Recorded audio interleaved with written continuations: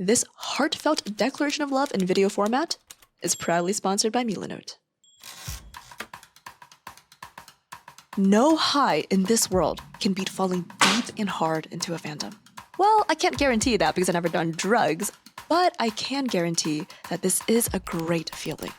To be so hyper-fixated in something that all time stops, and it's like entering a flow state, except it just feels like pure love. Since I was little, I would consume fan art voraciously and, of course, offer my fan art contributions to fandoms like Zelda, Fire Emblem, Okami, and I'd scroll on Pixiv, Tumblr, or DeviantArt late into the night until my eyes hurt. And wow, I can't believe I'm saying this, but it's hard. It is hard to get into a fandom now as someone who has a 9-to-5, a contributing member to the economy. I'm so picky these days. I have so little time to actually watch anything, and even less time to fall in love. I miss that high of getting obsessed with something.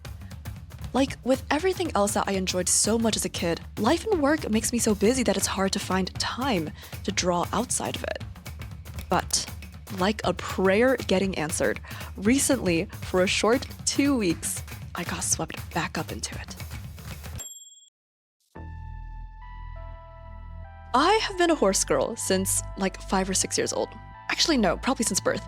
And I've wanted to own a horse all my life. I was obsessed. All I wanted for Christmas were always My Little Pony toys. I read the My Little Unicorn series. I played Pets Horses. Spirit was my favorite movie in elementary school. And My Little Pony Generation 4 definitely defined my middle school years. Then I discovered Taylor Swift anime AMVs. And I became an anime fan ever since. So it should be of no surprise that the horse anime, Uma Musume, was literally the best thing to ever happen to me. Let me tell you, okay, I've been an Uma Musume fan since day one. Everyone is obsessed with this game now, but I had to suffer through reading translations of every button to be able to play before it had its English version. I cosplayed this at Anime Expo before the general masses even knew what this was, okay? So if you don't know what Uma Musume is, no worries. Just please make sure you're sitting down and I will try my best. Okay? Okay. Uma Musume is a phone game where in this world, famous, prestigious Japanese racehorses are turned into cute anime girls, and their entire life purpose is to run as fast as they can and race each other. But they're also idols who learn singing and dancing, and if they win a race, will sing a song on your screen in a pretty outfit. The game itself is a roguelike training simulator where you try to get your horse to S tier by training them and then breeding, combining them with the power of love and friendship to get stronger and stronger horses until they win the ultimate race. From that game, it became an anime. The first 2 seasons were terrific and have an incredible amount of heart that makes it a lot more than just a giant marketing campaign. But when I watched Cinderella Grey, the latest season, something seriously awoke inside of me.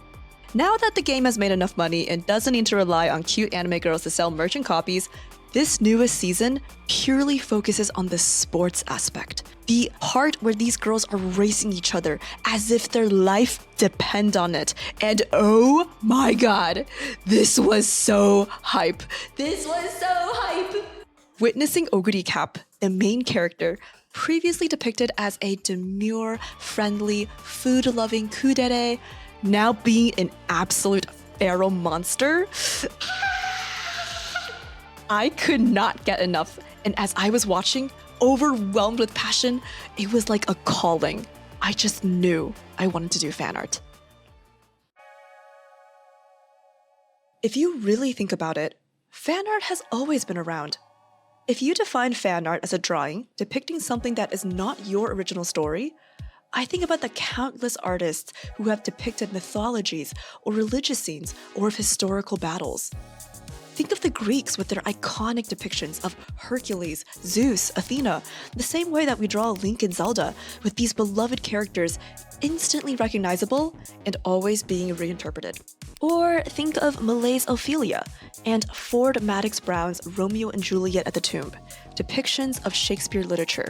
And if you think about it, Michelangelo's Sistine Chapel ceiling of 300 figures from the Old Testament is kind of painted like the ultimate Smash Brothers roster. Though to be fair, it was commissioned, so you could consider it marketing instead. So there's really no validity to people who say fan art isn't real art. I just think tell that to every artist who ever painted Venus, or Christ, or Journey to the West. We all have the same instincts of fascination, reverence, and wanting to add your own version to a story that already meant something to you, or helping to bring another story to life. That's the power that artists have. So I genuinely believe that fan art is a very natural part of the artist's experience. Fan art has the power to make me fall in love with a character or a place, even if the original work was honestly quite awful. It could be the thing to draw me into the IP in the first place. And oftentimes, it was the thing that made me fall in love with art and served as a source of deep community within the fandoms that I was part of. Ultimately, I'm very grateful to fan art, and thankful whenever I get the chance to contribute.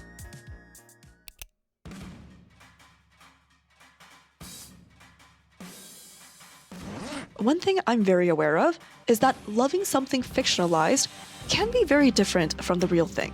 A horse girl, after all, is still very far from its source material. A bona fide horse. And so, in faith of depicting my horse girl to utmost accuracy, I went in person to go and be with real horses. It was amazing to see a creature so big. Like when you're next to one, they are massive and yet so gentle. As I led them, I could feel their insane strength, and I literally thought, if they wanted to run and drag me into the dirt with them, they could.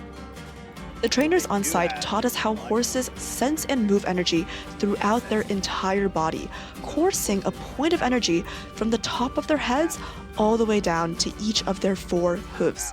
In this session, I witnessed the absolute power that horses have in their legs and how their feet mean everything to them. Admittedly, these horses were far more gentle than the absolute feral energy I wanted to capture in my piece. But now it made me certain of where power in a horse comes from: the legs. I knew I was taking a risk by not showing the face of the character on the main body, but the beauty of horses were in their legs and complex limbic systems. I spent so much time perfecting the curves and arcs of the thigh, but it's all worth it. Anything to perfect the best Uma Musume. Hi, and welcome to Inventory Intermission, because people always ask, what are you using? To which I say, I got you. Now, I've already mentioned in past videos that I use Photoshop and the Wacom Cintiq. So I wanted to answer another common question, which is, what is your process? Thing is, this video isn't a speed paint tutorial, but there is one part of my process that people totally overlook, and that is references. And that's actually perfect because this is where I get to show you both my process and also one of my favorite tools for it, Milanote, who's also lovingly sponsoring this video. My approach to fan art has always been, make it a good piece first where it can stand alone by itself without anyone knowing what it is. So even if no one knows what Uma Musume is, you should still feel fast or lightning speed and the feeling that she's inspirational or transcending her own barriers. These are my keywords, which I always keep on the top of my reference boards. There is a saying, you are only as good as your references.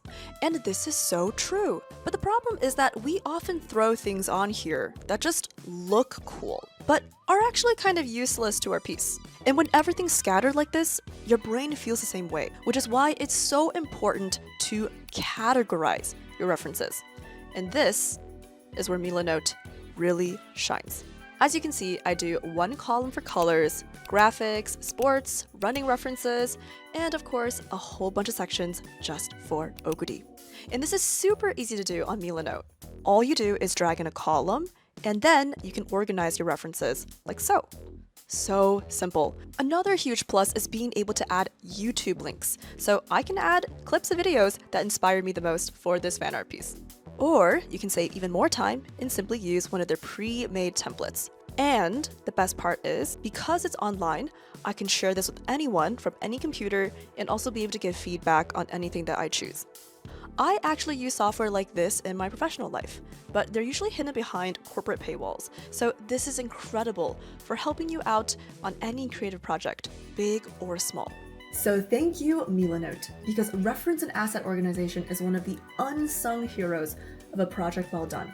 Sign up to Milanote for free through the link in my description. With that, happy drawing! But if you want to go pro, can you get hired for fan art? How professional is it to see fan art in a portfolio?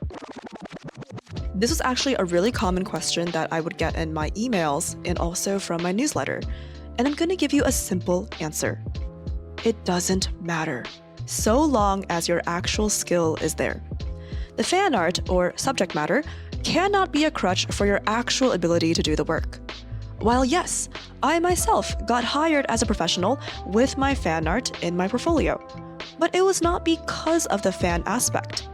Oftentimes, my art director had no idea that I was even drawing fan art in the first place. But I did use it to get through really boring assignments in school, to mix a little bit of the love that I have into something that I felt it was a little bit more mundane. And eventually, it all came full circle, where I did end up drawing fan art that actually became official art. And plus, I now get to work at a company where I do get to draw official artwork of the character that I used to draw fan art of. So yes, you can absolutely draw fan art and be a professional. And I want you to.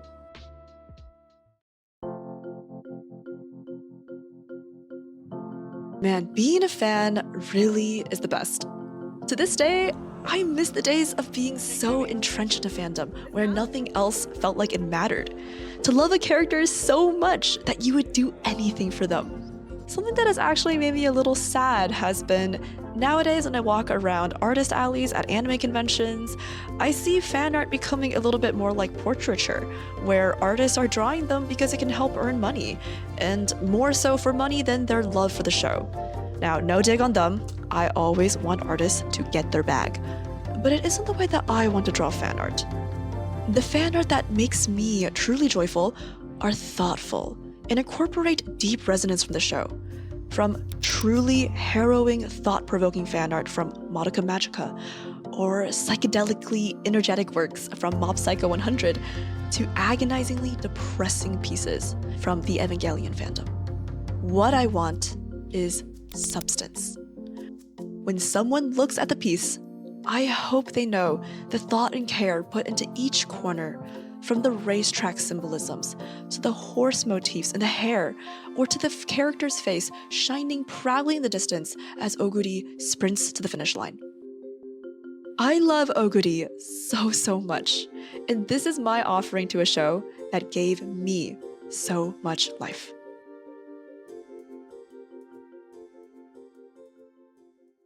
Wow, thanks for sticking through my passionate rant on horse girls. Truth is, these videos take a lot of time, and even with sponsorships, I still don't make anything off these, and everything is subsidized with my own paycheck. So if you'd like to support the channel, I have prints, and they're printed at Gallery Nucleus, who prints each one to order on high-quality archival paper, and its color quality is checked by a human. No other print place really does that. I'll also be releasing this as a limited print since it's fan art. The goal isn't profit, it's just to help make back costs in the video. So if anything strikes your fancy, you'd be helping not only me, but also a terrific gallery. Lastly, if you'd like to be caught up on other things that I'm up to and any behind the scenes for YT and also art, you can join my newsletter and become a Pan Pen Pal. With that, till next time to my next obsession.